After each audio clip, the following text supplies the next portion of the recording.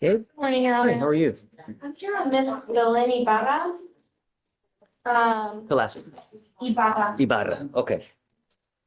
What's the word?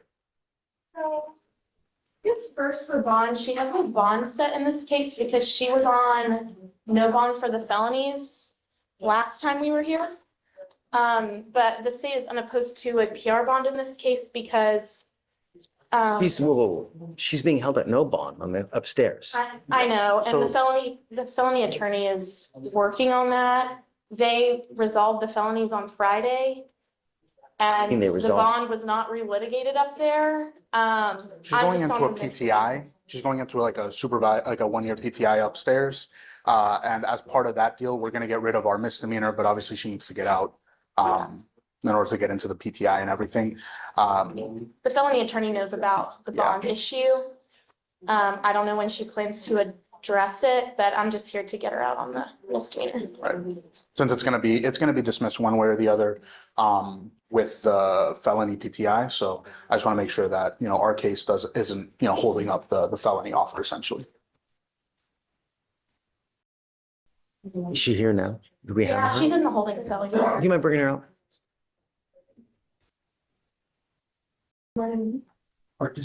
I mean, they don't even have a date set upstairs though. It's That's set for one I know, twenty-six. I've spoken to the felony attorney. It was a misstep on her part for sure, but I spoke to the felony attorney and she will go approach on it at some point. I mean, Are you anticipating a PR bond upstairs too?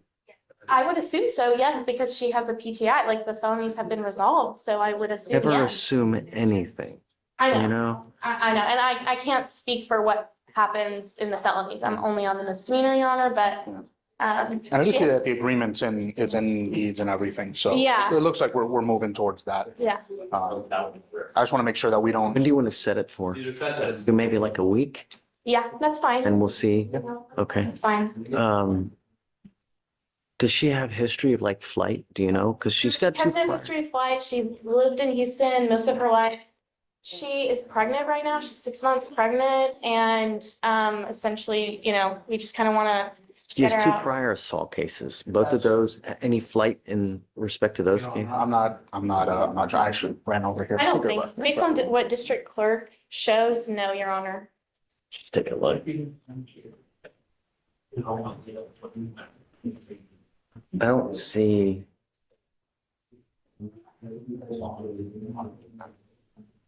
All right, go ahead and sign.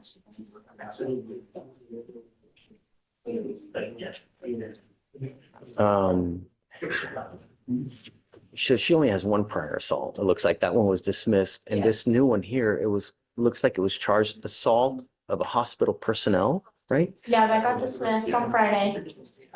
Did they refile it as? Okay, It just got plain dismissed, and then the PTI is for the assault on a public servant, I think. It's a mental health case, Your Honor. I'm down with you. I'll grant you a PR bond. Okay. The conversation changes once the court starts measuring risk instead of sympathy. Pregnancy enters the discussion, but it never becomes the deciding factor. The judge keeps pulling attention back to something far more important: reliability. Prior cases, community ties, and any sign of flight all become more valuable than emotional circumstances. The only thing I'm going to ask is that she stays in touch with you, right? Yes. I'm not going to continue to do this. Like if she gets out, she just takes off. I'm not going to do it again, Yeah. Yes. and I'll admonish her as such. So Thank you, Your Honor. I guess she'll still come out, right? yeah, I need to admonish her. Yeah. Who is our CW? CW, Hold on a second. We'll get there. yeah. Colin, Mr. John. tell me what you got. I have a Sarah Castillo, Judge. Okay. That's the one where we were trying to get the records from the sheriff's office. They finally got them to me. And You have everything you want? I haven't been able to get through it all. It's like almost 600 pages. Second. Okay. I didn't, that was going to be long. Okay. Gabe. Blossom. Do you speak English, man? Yes, sir. Yes, Your Honor. You see, Var, I want you to understand and appreciate that you have a lot of lawyers that are going to bat for you now, trying to help you even get out. Your lawyer here is asking for a PR bond. You even have the state that's in agreement to get you a PR bond. The only thing that we're asking you to do is be safe to our community. don't pick up any new cases and stay in contact with your lawyer. Right now, I'm going to grant you a PR bond, but I'm not going to do this over and over and over and over and over. I'm going to give you one chance to get out there and do the right thing, make the best of the chance that you're giving. But if you get out there and you just take off and you don't stay in contact with anyone and you pick up a new case, all bets off. Do you understand? Yes, Your Honor. I'm not asking for much. All I want is my community to be safe and for you to stay in contact with counsel. That's it. Okay, so I'll grant you the PR bond. Looks like the bond is already set. We're going to set it out for a week because you're still at no bond upstairs. So we don't know what's going to happen in your felony case. So we'll set it off for a week and then we'll go from there. Okay? Yes, Your Honor. Do you have any questions? Your Honor. So tell me about this one here. Who's the complaining witness? Dating relationship, boyfriend. Okay. Does he want to have contact with her? He's not, we haven't really been, he hasn't been cooperative with, so I wouldn't be able to tell you what he wants other than to drop charges, really. So I want you to understand that I am going to grant what's called a magistrate's order for emergency protection that identifies Mr. Rodriguez as a protected individual. You cannot commit family violence or an assault against this person, commit an act in furtherance of an offense under section 42.072, which is the stalking statute. You cannot threaten, harass, use another person to communicate threat or harassing behavior, and you cannot be in possession of a weapon. Do you understand? Yes, Your Honor. I'll take off the residential restriction just in case, but everything in the MOAP is stuff she shouldn't do anyways. All right, understand. Yes, Your Honor. Thanks. Judge, I just had a quick question. We're set for trial tomorrow in ERD on a family violence case. And I just wanted to know logistics wise, would we pick tomorrow and then start Wednesday? Or if we have a jury tomorrow, do Are we you just? really gonna go? I mean, it sounds like we're gonna go. You hear this? Yes, Your Honor. I've got 7 other cases set for trial as well tomorrow in here. Okay. So let's see which one actually Yeah, let's see goes. what the trial- So, but technically we pick on a Tuesday, everything starts testimony on a Wednesday, and then we go. That's the way. So, yes, thank you. Mr. Arsenault, you are charged with interference with the emergency request for assistance. You are facing up to a year in jail and or a $4,000 fine. It seems that probable cause has already been found in this case. Yes, sir, Judge. I don't know why we're here.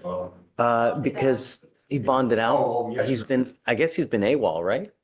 No, sir, he's been in custody, Judge. He had a felony assault of a family member that was dismissed last week, Okay, and that's why he got out. all right. So are there any kind of bond conditions that you guys would like state? So for this one, just standard condition would be fine with this type of case. And there's no contact for this, Who's the complaining witness in His mother. his mother, Judge. okay. Is that the complaining witness that was in the felony as well? That's correct, Your Honor. Okay, so I'm ordering you not to have contact with this person. Do you understand? Judge, if I may, I provided the state with some information relative to that. The complaining witness in this case is not willing to go forward. She's provided a letter to me, which I have already given to the state. She's requesting that the case be dismissed. The state would not be opposed to no threatening or harassing contact at this time. And just give us another date to reset to look at the 911 phone calls to make sure that. Okay, so the case is 180 days old. It's time. So I'll give Okay. you a week. Yes, Judge. So I'm ordering you not to have any threatening or harassing contact with the complaining witness in this case and not to be in possession of weapons. If I find that you violate these conditions, I'm going to revoke your bond, put you in jail. Do you understand? I'm not asking for much.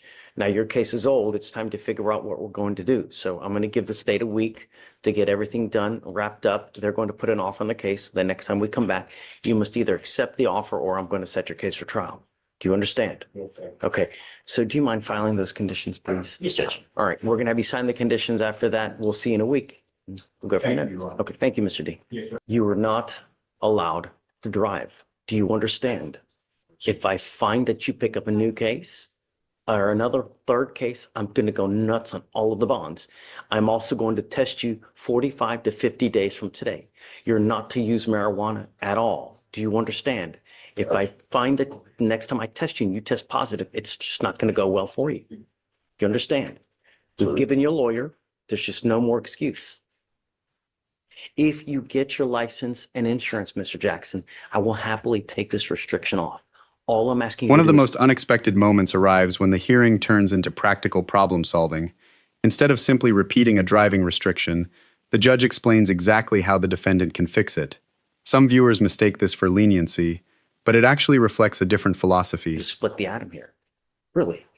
And Judge, we're working on it. We have a out-of-state fine or suspension, but we cannot figure out what state it comes from at the moment. So we are Call DPS, you know, because they're even you when they can run. call DPS.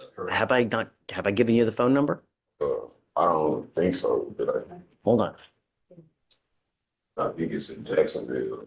Do you mind giving this to me? This is the number to the driver's license division for DPS. When you call, you have to call at 7 o'clock in the morning. Do not call at 8. Do not call at 9-102 because you'll never get through. Right when the phone line's open, call them. All you have to do is ask them, what do I need to do to be able to get my license? And then they'll tell you. All right, I'm gonna have you come up here, promise to us that you're not gonna drive, then I'll get you to Victoria Sign and Reset. You'll get with Felicia for your bond conditions, and after that, you're ready to go. All right, good luck, guys. You got it. Ms. Johnson, you're charged with making a false report to a police officer. You are facing up to 6 months in jail and or a $2,000 fine. We are going to do probable cause. You have the right to remain silent. Anything you say can or will be used against you. You have the right to have an attorney present. If you cannot afford one, one will be appointed to you, man. Yes, Judge. On January 19th, 2025, at approximately 1:56 p.m., the officer was dispatched to a child custody dispute at a residence in Harris County, Texas. The officer made contact with the defendant's husband, who requested a report be completed because the defendant did not meet him at a scheduled time and location. The officer made contact with the defendant at 4:45 p.m. via the phone, and the defendant was advised about the husband's request for a report. The defendant became upset and stated she was going to call the defendant's probation officer and say what she needed to say to get his probation revoked and serve 2 to 10 years in prison. The defendant stated she had video footage of the husband assaulting her last month on the phone, and she was going to call and have a deputy come to the residence to pursue charges because he completed the report. At approximately 5:37 p.m., the defendant made a family assault call, and the call slip stated, "See reportee," in reference to the husband cussing and pushed the reportee. The officer, who had previously contacted the defendant, arrived at the family assault call at approximately 6:02 p.m. and made contact with the defendant. The defendant stated the husband pushed her on 2 separate occasions in January 2025, and the defendant then stated the husband did not punch or push her, he merely brushed against her and admitted it was not intentional. The officer asked to see the video the defendant stated she had. The defendant denied making that statement, and the defendant then admitted to making the statement and stated she did not have a video, but the daughter was present. The defendant stated she did not feel pain, did not have visible injuries, and wanted to pursue charges. The defendant then attempted to change statements again, stating she never made a call for service. The officer read the call slip, and the defendant stated dispatch did not hear her correctly, and that was not what she meant to say. The defendant further denied making a statement regarding the husband's probation. The officer replayed a body-worn camera video of the defendant's statement while on the phone, and the defendant admitted she was not telling the truth. I never admitted that. All right, ma'am, I'm gonna find if there's probable cause to go forward with your case. I'm ordering you as a condition of your bond not to have any contact with the complaining witness in this case. Do you understand? That is the gentleman in this case. If I find that you have contact with this person, I'm going to revoke your bond.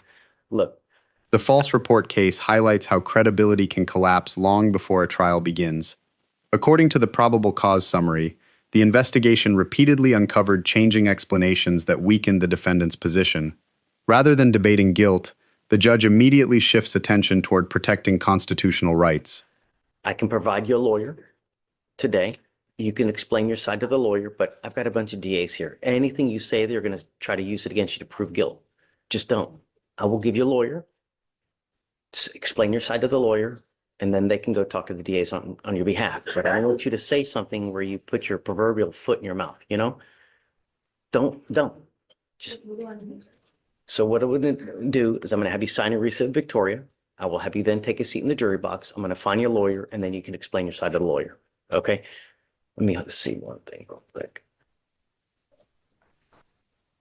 I need you to fill an application for me, though. Do you mind? She's going to give you an application. I need you to fill it out, and then I'll have you talk to someone here momentarily. No. Ms. Prejean, you are charged with aggregate theft. You are facing up to a year in jail and or a $4,000 fine. We're going to do probable cause. You have the right to remain silent. Anything you say can or will be used against you. You have the right to have an attorney present. If you cannot afford one, one will be appointed to you, ma'am. Yes, Judge. The officer met with the complainant, the Walmart Asset Protection employee, and the complainant stated that he reviewed store surveillance. And on September 12th, 2023, the complainant observed the defendant open the register multiple times, take cash and place the cash into pocket, a total of $790.41. On September 13th, 2023, the officer observed the defendant conduct a fraudulent return for a total of $60.02. And on September 18th, 2023, the complainant observed another fraudulent return by the defendant for a total of $101.77. On September 20th, 2023, the complainant observed the defendant process a fraudulent return, take money from the register, and conduct a fraudulent return to obtain a gift card following the transaction for a total of $120.64. The complainant stated the defendant did not have permission to take money and desired prosecution. The officer made contact with the defendant, who admitted to stealing from the business 4 times, with each time being $200. All right, ma'am, I'm going to find that there's probable cause to go forward with your case. I'm ordering you as a condition of your bond. The theft hearing demonstrates how targeted bond conditions are designed to prevent repeat behavior instead of simply restricting freedom. The court does not impose random limitations. It creates a rule directly connected to the alleged conduct. That makes enforcement straightforward and expectations impossible to misunderstand. The courtroom is not deciding guilt today. It is deciding how the case should safely move forward. That distinction is easy for casual viewers to overlook, yet it drives nearly every ruling made during this portion of the docket. The final transition reminds viewers how rapidly criminal dockets operate. One defendant exits the spotlight and another immediately steps into an entirely different legal situation. Despite changing allegations, the court follows the same disciplined framework every time. Rights are explained, probable cause is reviewed, and protective decisions come before emotional arguments. That routine may appear repetitive on the surface, but it actually protects fairness by treating every defendant under the same procedural structure. The larger lesson from the entire hearing is not about one individual case. It is about how experienced judges balance efficiency, community safety, constitutional protections, and second chances without allowing any single factor to dominate every decision.